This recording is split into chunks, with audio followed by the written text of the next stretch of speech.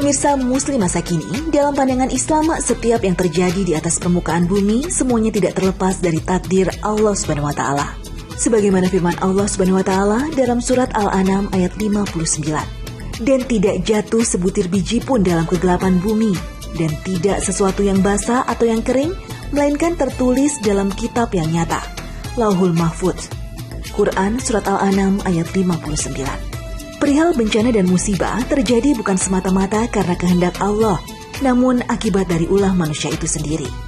Ya, bencana dan musibah seperti longsor, banjir, atau tsunami merupakan peringatan Allah kepada sekelompok manusia yang melakukan kemaksiatan, kezoliman, dan pengerusakan terhadap ekosistem alam. Dan takutlah kamu kepada bencana yang akan terkena, bukan saja kepada orang yang zolim di antara kamu. Dan ketahuilah Allah itu maha keras dalam memberikan balasan.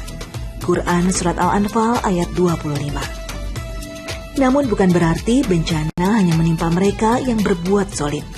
Sebagai seorang beriman pun bisa saja turut merasakan bencana dan musibah. Yang membedakan bagi mereka yang melakukan perbuatan dosa, bencana dan musibah merupakan peringatan. Sedangkan bagi mereka yang beriman, bencana dan musibah merupakan ujian yang bisa berbuah pahala. Oleh sebab itu, Rasulullah melarang umatnya untuk mencaci maki takdir seperti musibah atau kejadian apapun.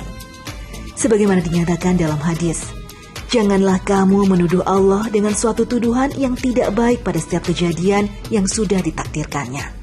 Hadis riwayat Imam Ahmad. Pemirsa, saya masih melanjutkan perjalanan saya menadaburi alam sekitar. Udara yang sejuk di pagi hari membuat kami semakin bersemangat. Setelah berjalan kurang lebih 30 menit, kami sampai di tempat pemberhentian pertama kami, yaitu persawahan. Di sini kami menadaburi ciptaan Allah Subhanahu wa taala, yaitu padi dan aneka sayur mayur. Di sini pun kami diajarkan pentingnya bersyukur karena masih diberikan aneka tumbuhan yang bisa diolah menjadi makanan. Dan diingatkan pula untuk tidak menyia-nyiakannya. Karena sesungguhnya akan datang masa di mana manusia akan diuji dengan sedikit kelaparan. Hal ini sebagaimana firman Allah Subhanahu wa taala. Dan kami pasti akan menguji kamu dengan sedikit ketakutan, kelaparan, kekurangan harta, jiwa dan buah-buahan. Dan sampaikanlah kabar gembira kepada orang-orang yang sabar. Quran Surat Al-Baqarah ayat 155. Oke semuanya, Muslim Center, sucikan akidah, tebarkan sunnah, Allahu Akbar. Masya Allah, jadi ini kita udah selesai tadabur di persawahan. Jadi kita tadi udah bagaimana kita mensyukuri apa yang ada di sini, bagaimana kita menikmati alam dengan cara yang lebih baik, dan yang paling penting adalah bagaimana setelah ini kita akan menjalani hidup yang lebih baik. Tapi setelah ini sebenarnya kita masih ada susur sungai dulu. Ini kita belum nyampe nih ke tempat tujuan yang paling favorit di sini. Tunggu, saya mau nanya dulu. Masih semangat gak? Semangat. Kalau kayak gitu kita berangkat lagi ya. Oke. Yuk. Balik.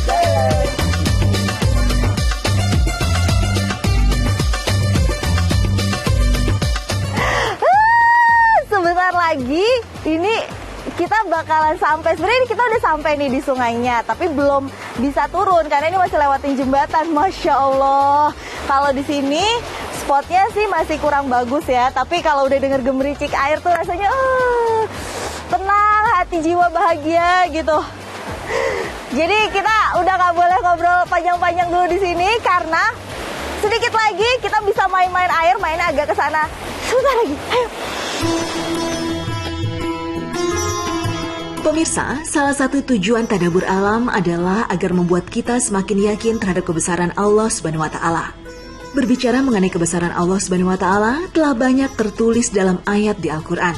Beberapa tanda-tanda kebesaran Allah yang tertulis dalam Al-Qur'an dan bisa kita rasakan, di antaranya adalah adanya kapal dan bahtera di lautan. Allah Subhanahu wa taala telah berfirman, dan di antara tanda-tanda kekuasaannya ialah kapal-kapal di tengah yang berlayar di laut seperti gunung-gunung. Quran Surat Asy-Syura ayat 32. Meski penjelasan secara ilmiah tentang hal ini tetap ada, namun Al-Quran telah menjelaskannya jauh sebelum Archimedes menemukan teori mengenai kapal yang bisa mengapung di air tersebut. Tanda-tanda kebesaran Allah dalam Al-Quran berikutnya adalah adanya burung-burung yang berterbangan di langit dengan bebas. Teori aerodinamika juga telah menjelaskan secara rinci kenapa burung bisa terbang. Namun tetaplah kuasa Allah Azza wa Jalla yang membuat semuanya bisa terjadi. Hal ini pun telah dijelaskan dalam surat An-Nahl ayat 79. Tidakkah mereka memperhatikan burung-burung yang dimudahkan terbang di angkasa bebas? Tidak ada yang menahannya selain daripada Allah. Sesungguhnya pada yang demikian itu benar-benar terdapat tanda-tanda kebesaran Tuhan bagi orang-orang yang beriman. Quran Surat An-Nahl ayat 79. Tanda-tanda kebesaran Allah dalam Al-Quran yang berikutnya adalah adanya siang dan malam. Allah Subhanahu wa Ta'ala berfirman, dan sebagian dari tanda-tanda kekuasaannya ialah malam dan siang, matahari dan bulan. Janganlah bersujud kepada matahari dan janganlah pula kepada bulan. Tetapi bersujudlah kepada Allah yang menciptakannya, jika kamu hanya kepadanya saja menyembah. Quran Surat Al-Fusilat ayat 37. Berikutnya adalah pembatas antara air sungai dan laut. Kita dapat melihat air sungai dan air laut yang saling berdampingan tanpa melampaui satu sama lain, kecuali pada batas koridor yang telah ditetapkan Allah SWT. Dan dialah yang membiarkan dua laut yang mengalir berdampingan. Yang ini tawar lagi segar dan yang lain asin lagi pahit. Dan dia jadikan antara keduanya dinding dan batas yang menghalangi. Quran Surat Al-Furqan ayat 53. Tanda-tanda kebesaran Allah dalam Al-Quran yang berikutnya adalah kita dapat melihat Mekah dan Madinah yang bersinar apabila dilihat dari luar angkasa. Mekah dan Madinah adalah dua kota suci yang tidak ada kota suci lainnya kecuali dua kota tersebut.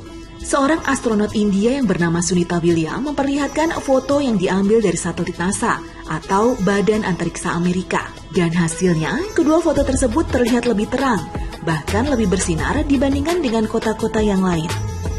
Berikutnya tanda-tanda kekuasaan Allah yang juga dapat kita rasakan di dalam tubuh kita. Contohnya adalah kesempurnaan Allah dalam menciptakan manusia. Oleh sebab itu, manusia dianggap sebagai makhluk ciptaan Allah yang paling sempurna di antara yang lain. Maka dari itu sudah kewajiban kita sebagai umat manusia untuk memperkuat iman dan tawakal kita kepada Allah SWT. Perjalanan saya menuju sungai sudah tinggal sedikit lagi. Penasaran dengan keseruannya? Jangan kemana-mana, tetap di Muslim Masa Kini.